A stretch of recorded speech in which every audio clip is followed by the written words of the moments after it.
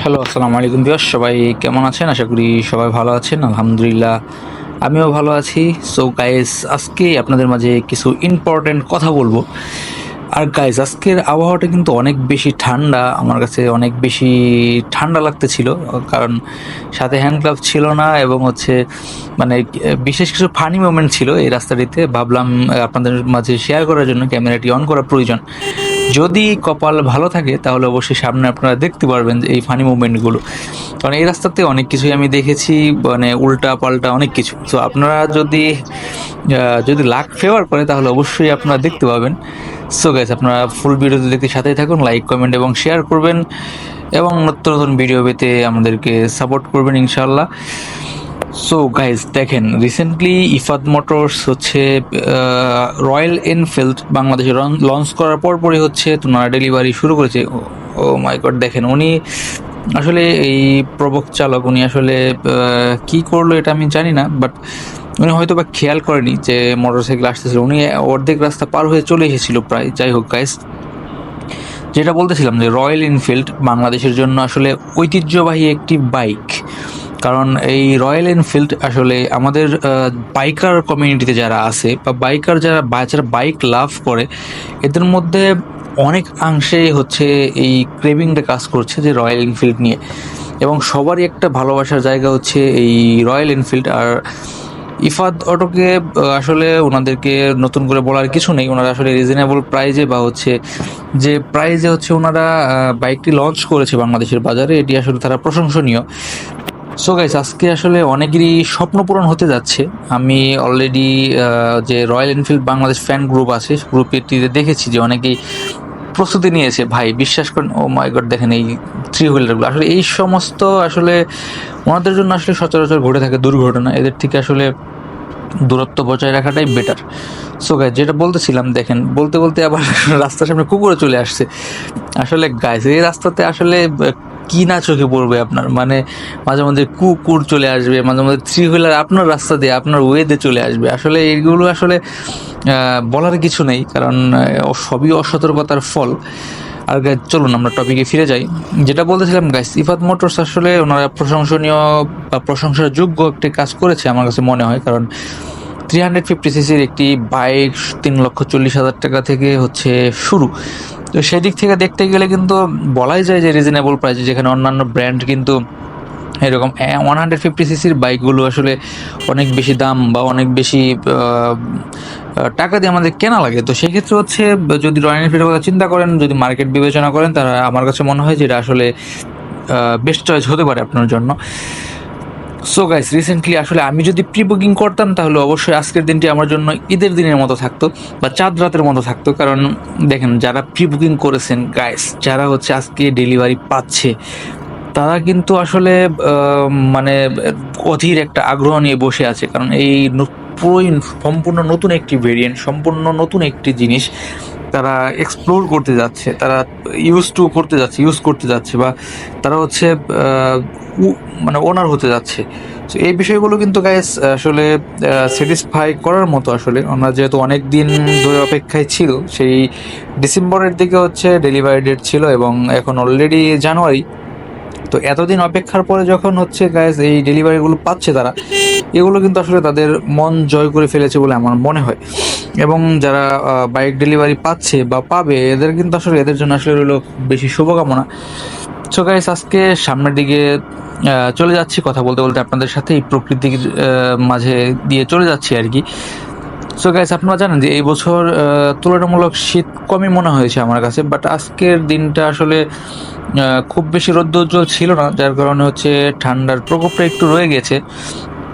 So guys, আপনারা জানেন যে আসলে যেখানে প্রকৃতি একটু শান্ত, মানে যানবাহন চলাচল কম বা মিল ফ্যাক্টরি বা এই ধরনের কোনো নাই, পরিবেশ দূষণ করতে পারে এরকম কোনো কিছু নাই, সেখানে একটু তুলনামূলক একটু ঠান্ডা থাকে গাইস। ও মাই গডনেস, আচ্ছা এখানে পার হয়ে যায়। সো গাইস, দেখতে পাচ্ছেন আসলে আমরা আপনাদের সাথে কথা বলতে বলতে অনেক দূরে চলে এসেছি। সো গাইস, 350 সিসির একটি বাইক নিয়ে আসলে অনেকের অনেক মন্তব্য রয়েছে। যেমন অনেকে বলছেন যে তিন 3 লিটারের মতো প্রায় ইঞ্জিন অয়েল লাগবে। সো গাইস এটি আসলে যদি শখ, যেহেতু যারা রয়্যাল এনফিল্ড কিনছে এরা কিন্তু আসলে শখ, আর রয়্যাল এনফিল্ড কিন্তু মানুষ কিনে হচ্ছে লংজিভিটির জন্য, কারণ এটি হচ্ছে আপনি একটি বাইক কিনলেন এবং সেটি যদি আপনার রিসেল ভ্যালু না হয় বা হচ্ছে অনেকদিন ইউজ করতে না পারেন, তাহলে এটি কিন্তু আপনার লস প্রজেক্ট হবে। আর রয়্যাল এনফিল্ড আমার জানার মতো এমন একটি বাইক যে আপনি এই প্রজন্ম না, শেষ আপনার পরের প্রজন্মও চালাতে পারবে আপনি যদি একটু যত্ন করে চালান বা যত্ন করে বাইক রাইড করেন। তো সেখানে আসলে 3 লিটার ইঞ্জিন অয়েল আমার কাছে মনে হয়েছে এটা কোনো এক্সকিউজ হতে পারে না, কারণ ওই বাইকটি অবশ্যই যে কোনো একটি ফিচার নিয়ে আসছে, যে এরকম যেমন আমরা নর্মাল আমরা কিন্তু অনেকেই দেখলাম যে বলছেন যে একটি বাইক যেমন আমরা নর্মালি হচ্ছে 1000 কিলো, 1500 কিলো বা 2000 কিলো চালাই একটি ইঞ্জিন অয়েল দিয়ে, সেখানে রয়্যাল এনফিল্ড আরও বেশি বা 4000, 5000 কিলো আমরা চালাতে পারবো, কারণ এটাতে ইঞ্জিন অয়েল বেশি দেওয়ার কারণে হচ্ছে আমাদের জন্য একটু সুবিধা রয়েছে। আসলে এটি আমি সঠিকভাবে জানি না এবং বলতে পারবো না। এর কথাটা সত্যতা যদি থেকে থাকে তাহলে গাইজ অবশ্যই আমাদেরকে জানাবেন। সো গাইজ দেখেন আমরা চলে এসেছি একটি বাজারে। সো এই সমস্ত জনবহুল এলাকায় বা যেখানে বাজার থাকে সেখানে অবশ্যই আপনি ওভার স্পিডে বাইক রাইড করবেন না, কারণ সেখানে যদি আপনি ওভার স্পিডে বাইক রাইড করেন তাহলে হচ্ছে গাইস যে কোনো সময় ঘটে যেতে পারে অনাকাঙ্ক্ষিত যে কোনো ঘটনা। কারণ আপনারা জানেন যে এই বাজার হচ্ছে সবচেয়ে বেশি কোলাহলযুক্ত এলাকা, আর এখানে যেহেতু শিশু কিশোর থেকে শুরু করে কুকুর, বিড়াল এবং থ্রি হুইলার সবই রয়েছে এই রাস্তাতে, কাজেই এখানে আপনার ভুলের কোনো সুযোগ নেই। আপনি ভুল করলে হচ্ছে মহাবিপদ, কারণ আপনি সামান্য একটি ভুলের কারণে ঘটে যেতে পারে দুর্ঘটনা। আর এই রাস্তাটিতে আসলে থ্রি হুইলারগুলো একটু বিপজ্জনকভাবে আমি দেখেছি চালাতে বা রাইড করতে। তো এগুলো আসলে আমাদের কাম্য নয়, এগুলো থেকে যতটা সেফলি হ্যান্ডেল করা যায় এগুলোকে ততটাই ভালো গাইস। সো গাইস দেখেন আসলে আমরা যেটা বলছিলাম, যেমন আমি বাইক রাইড করছি হচ্ছে হর্নেট 2.0। এই হর্নেট 2.0 বাইকটি হচ্ছে আমার শখের জিনিস। যেমন এর আগে আপনারা যারা আমার ভিডিও দেখেছেন, আমি আগে কিন্তু ইউজ করতাম হচ্ছে হোন্ডা এক্সব্লেড 160 যেটা আর কি সিঙ্গেল ডিস্কে ছিল আমার বাইকটি। তো সে বাইকটি আমি রাইড করেছি অলমোস্ট 4 বছরে হচ্ছে প্রায় 50,000 কিলোমিটার।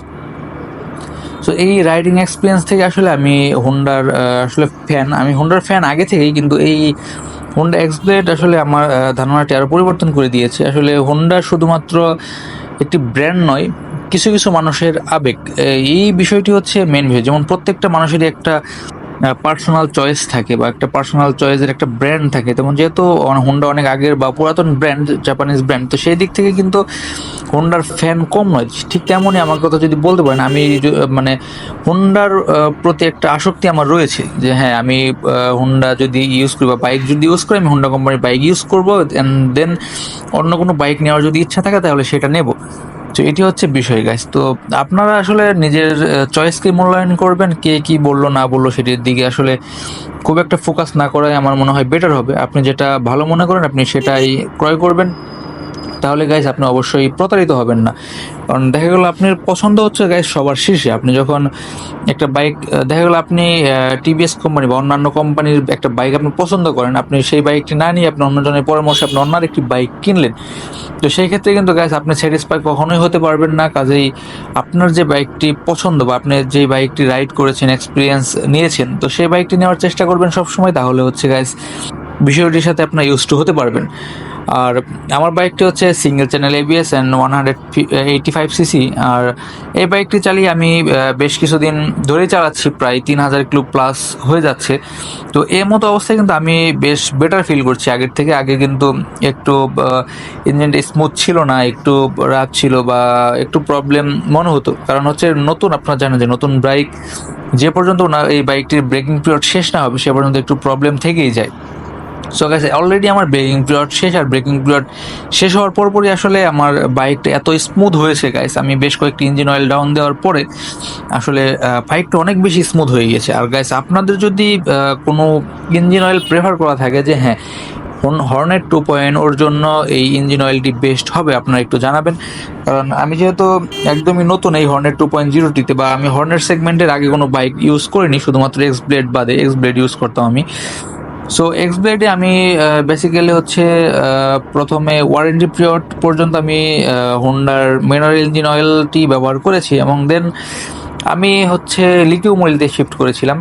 আর যখন আমি ঢাকাতে ছিলাম তখন আমি কন্টিনিউয়াসলি লিকিউম অয়েল ইউজ করতাম। অ্যান্ড দেন আমি টাঙ্গাইলে চলে আসি, তখন কিন্তু আমি লিকিউম অয়েল আসলে অ্যাভেলেবিলিটির কারণে আমি ইউজ করা বন্ধ করে দিই, কারণ এখানে আমি সচরাচর পাচ্ছিলাম না, আমার অনেক দূরে যেতে হচ্ছিল, আমার সোর্সিং করতে হচ্ছিল। এই জন্য হচ্ছে আমি তখন আবার মতুলে শিফট করি। আর মতুল ইঞ্জিন অয়েলটিও ভালো, খারাপ নয়, কিন্তু আমার কাছে একটু ইঞ্জিনটা একটু ভারী ভারী মনে হয়েছে মতুলটি ইউজ করার পরে।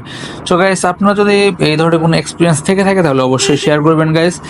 সো গাইস, সবাই ভালো থাকবেন, সুস্থ থাকবেন, সবাই আমাদের জন্য দোয়া রাখবেন। আজকের ভিডিওটি এ পর্যন্ত। টাটা, আসসালামু আলাইকুম।